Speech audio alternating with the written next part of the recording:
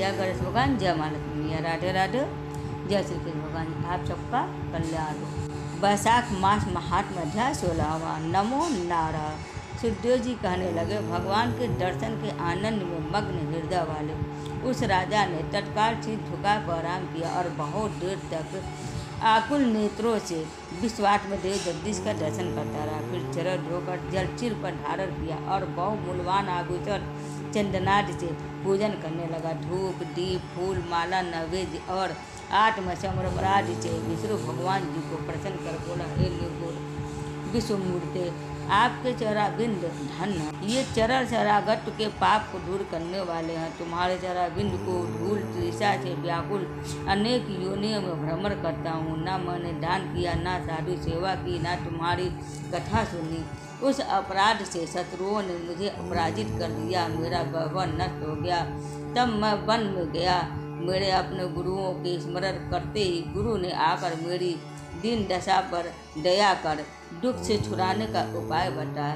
उनके बताए वैशाख के धर्म कार्य जो शुभ फल देने वाले हैं मैंने करने लगा, जिनके प्रभाव से मुझे संपूर्ण वैभव मिला और मैं अत्यंत प्रसन्न हूँ। हे परमात्मा, संतों पर अनुग्रह करने वाले, तुमको नमस्कार है। हे जगन्निवासी, हे देवेश, आप प्रसन्न हो जाइए, जिससे आपके चर कमलों में मेरी स्मृति हो। हे प्रभु, पुत्र स्त्री को शादी में मेरी आसक्ति ना हो। मेरा मन आपके चराबिंद में लगे, मेरी वारी आपकी दिव्य कथा कहने में लगी रहे, मेरे नेत्र आपकी मूर्ति के दर्शन में लगे रहे, कान कथा श्रवण में और जिह्वा आपके कमल गुणानुवाद में अर्पित हो, नासिका आपके चरण कमल का मकरंद सूंघने में प्रवृत्त हो, हाथ आपके मंदिर की सफाई करने में तथा आपके भक्तों के सुगंध युक्त चंदनाद लेपन में लगे रहे, पाँव आपकी कथा में ले जाए, मेरी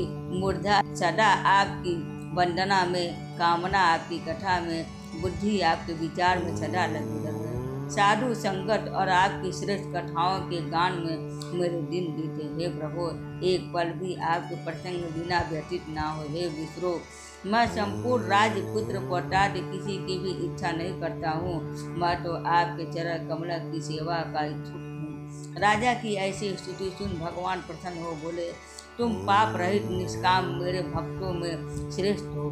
10 सहस्र वर्ष की आयु तुम्हारी हो, दिव्य धन संपत्ति मेरी, दृश्य भक्ति और अंत में मेरी सायोजिता मिलेगी। जो प्राणी तुम्हारी की ही स्तुति करेंगे, मैं उन पर प्रसन्न होकर उन्हें निसंदेह भक्ति और मुक्ति दूंगा।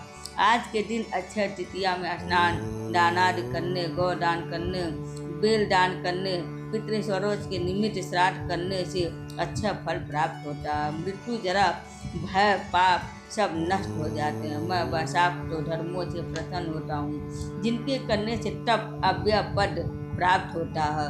जो प्राणी मेरे चरणों का स्मरण करेगा उसे प्रायश्चित की भी आवश्यकता नहीं होती है।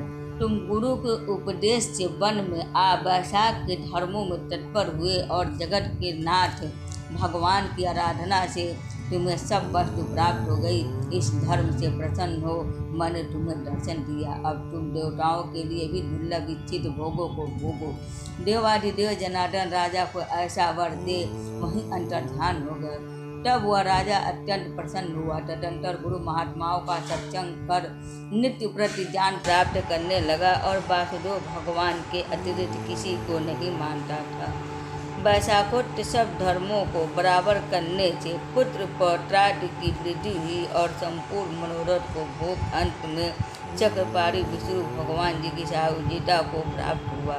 जो इस परम सुंदर आख्यान को सुनाते हैं वे सब पापों से छूटकर विष्णु भगवान के परम पद को प्राप्त होते हैं। तो बोले विष्णु भगवान जी की जय। नमो नारायण।